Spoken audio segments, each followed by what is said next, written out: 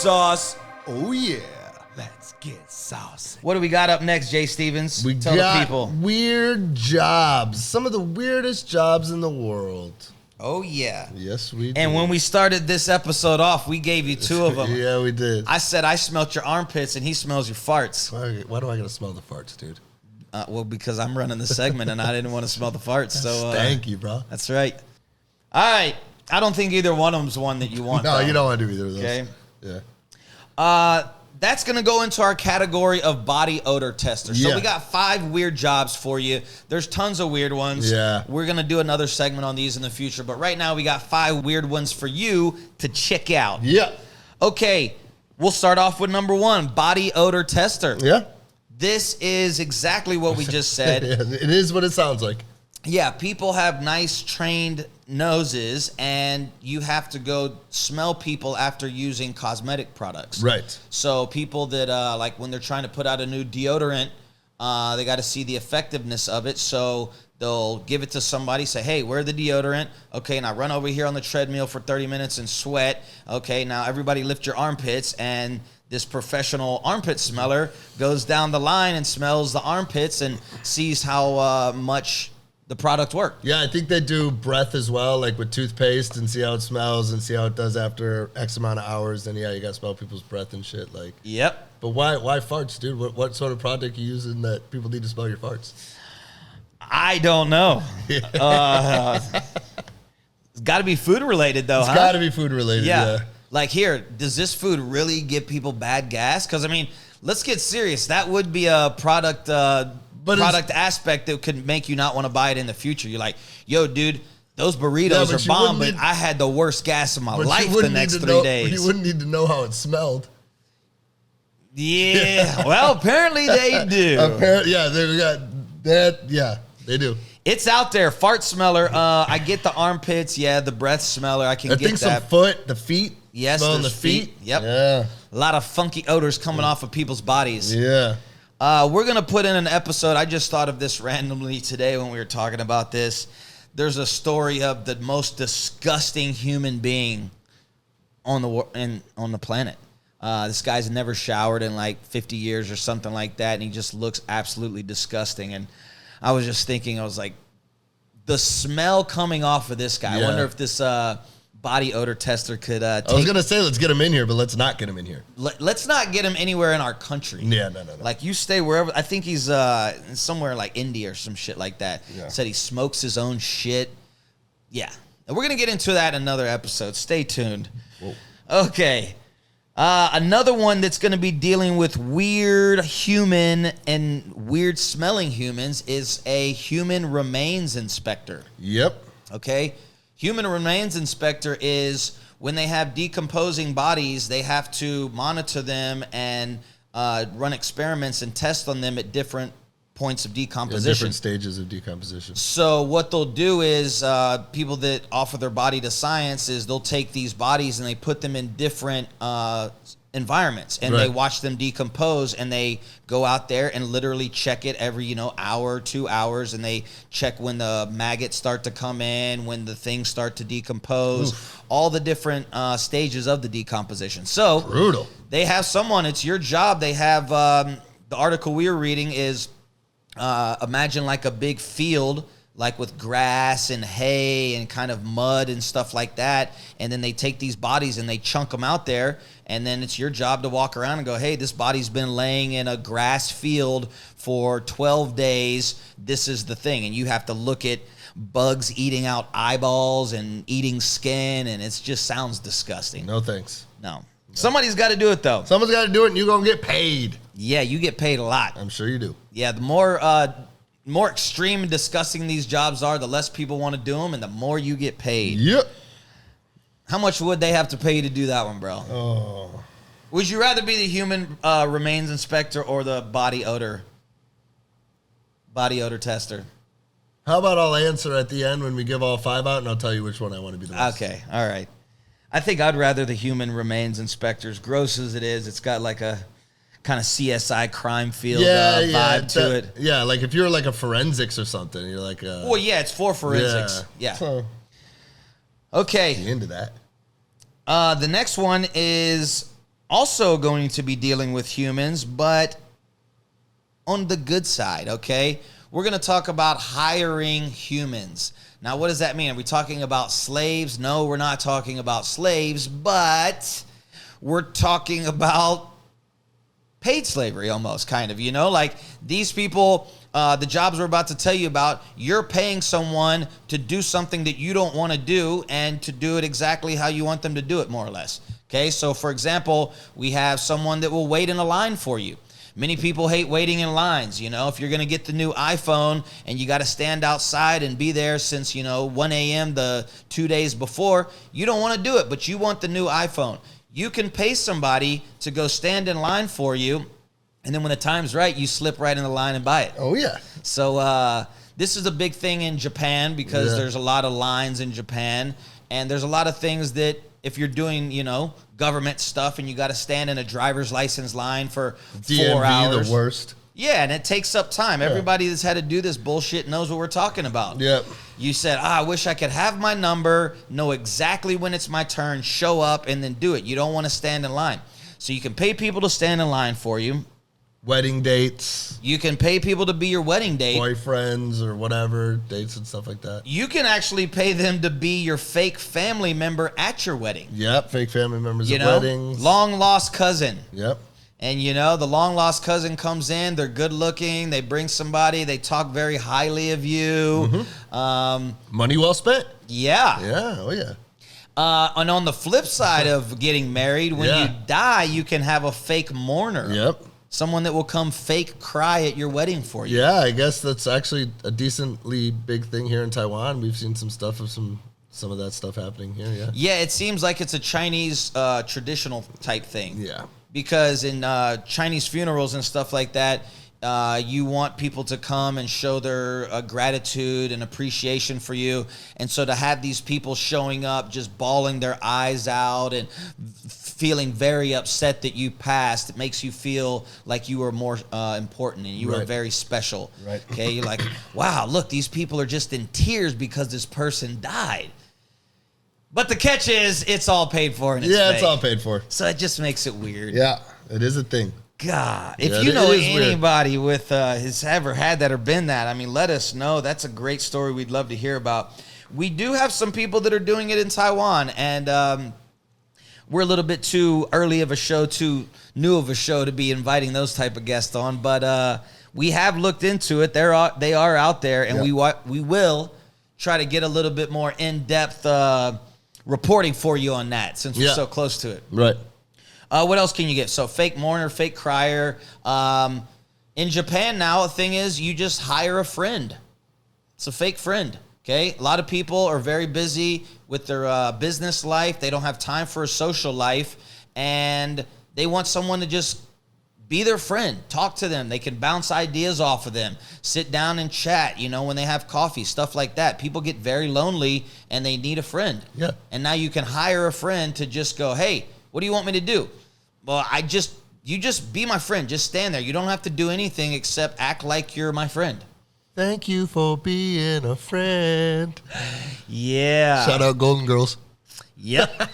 We saw a video on a Japanese guy who said that, and they were interviewing him and said, "What's the appeal? Why do people want you to come hang out with them?" And that's what he said. He said, "People are lonely. Yeah. People, they need that." And that's. They showed a video of him tagging along with one of his clients. He just was like standing on the subway, and he had somebody to talk to. He just looked like he had a friend. There is a value to that. Sure. And another one to end the list off on hiring humans is the hugger. The hugger, yeah. Yep, the hugger. Yeah. This one kind of blew me away, and apparently it is a booming business. Yeah. Okay? You can pay people to come hug you. Now, most of you watching this will probably say, what the hell does that mean? Why would you ever pay somebody to hug you? That's weird.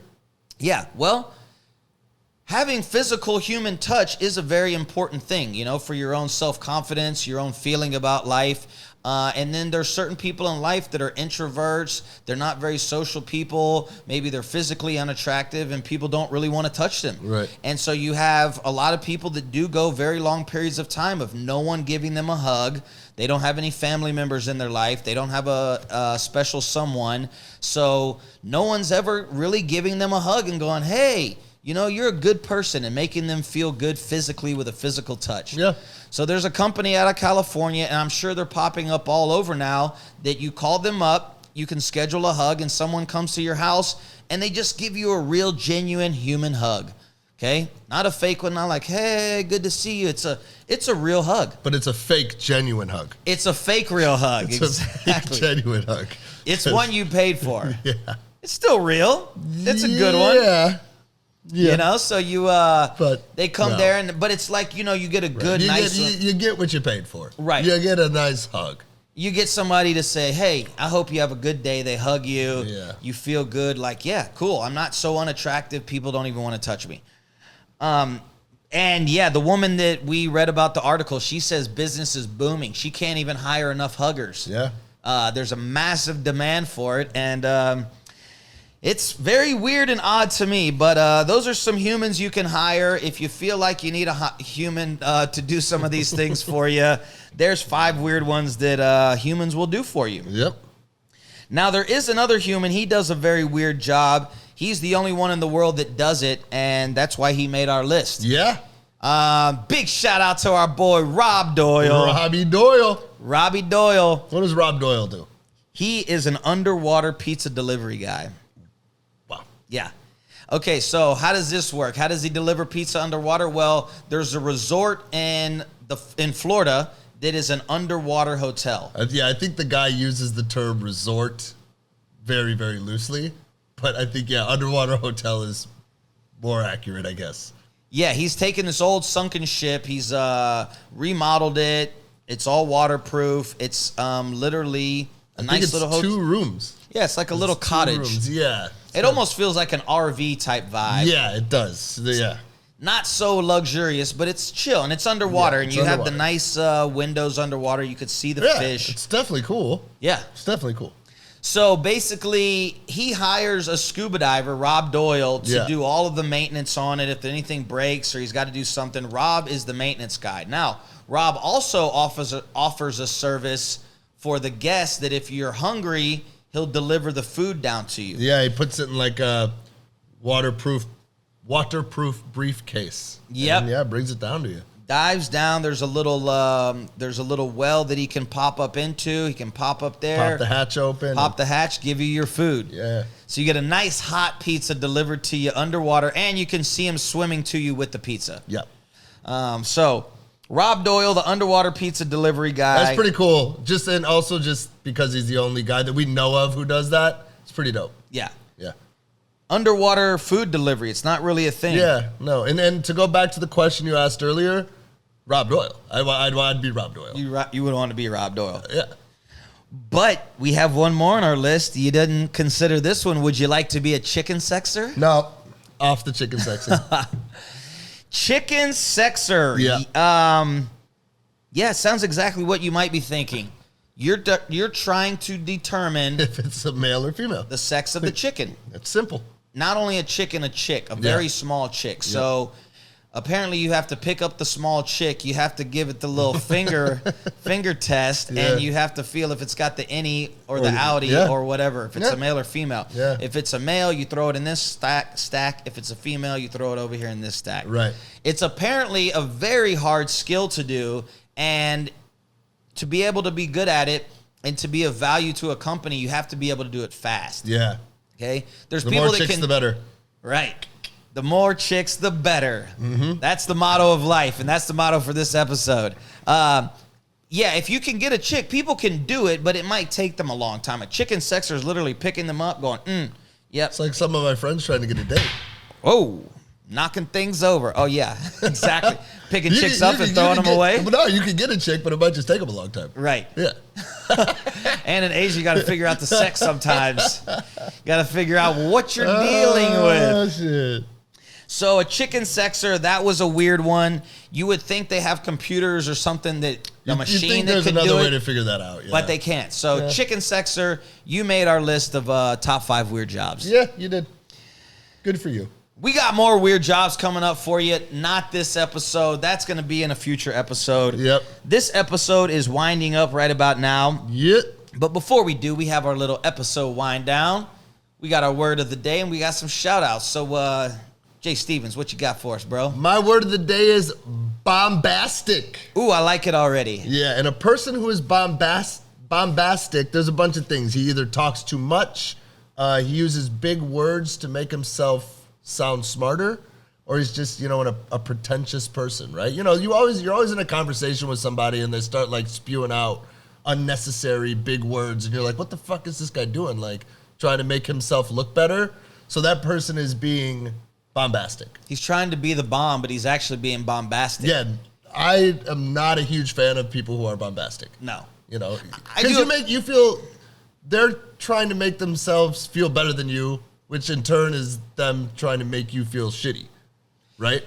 Well, sometimes. I mean, it is good to surround yourself with intelligent people that are using more vocabulary, but there are people that hanging out in a social setting. But that person wouldn't be bombastic. Like if a person who, uses big words and is just intelligent, that's what they do, then that's just what they do. Right. But like if if I'm talking to you and all of a sudden you just start going off on like whatever, talking about using words that and I'd be like, what are you doing, bro? Stop being so bombastic. Stop being so bombastic, dude. Yeah. Okay, mine for today is called nonplus. Okay, kind of weird sounding, but it's, nonplus. Nonplus, nonplus. It is to be surprised or confused so much that you don't even know how to react. Yeah. Okay, this is so like when somebody tells you something so utterly stupid, your brain can't even comprehend it and you go, what? Hold on. Wait, what did you say? I don't even know how to react to that because I'm so nonplussed. Okay? So nonplussed is a verb or a noun. Yeah, you're like... You can be nonplussed. You can have a nonplus. It was a nonplus. Yeah. I was just so confused I didn't even know how to react. So that's like reacting to really dumb stuff. That's like reacting to really hard to swallow news. Someone might tell you the death of someone and you're so confused and you're so surprised that you just don't even know how to react to it. So that's nonplus. That's my word of the day. Like it.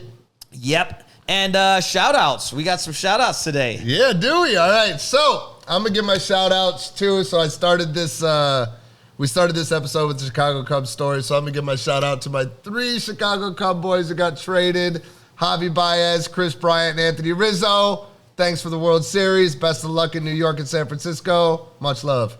Yeah, word. Yeah. All right, I'm going to send a shout-out to some family members. I want to send them out to my grandmas this episode. Out to my city, I love you. I hope you're doing well. And to Miami, love you as well. Hope you're doing well. You guys are champions. They're both in their 80s and 90s, and they just still trucking along, smiling, having a good time. So love you both. I hope you can both see this and enjoying the episode. Yeah. And you, the viewer, we hope you're enjoying it. That's going to wrap it up for us here today. We're going to see you tomorrow, Thirsty Thursdays, right here with Jay Stevens. Get ready. See you tomorrow, fam. Later. Peace.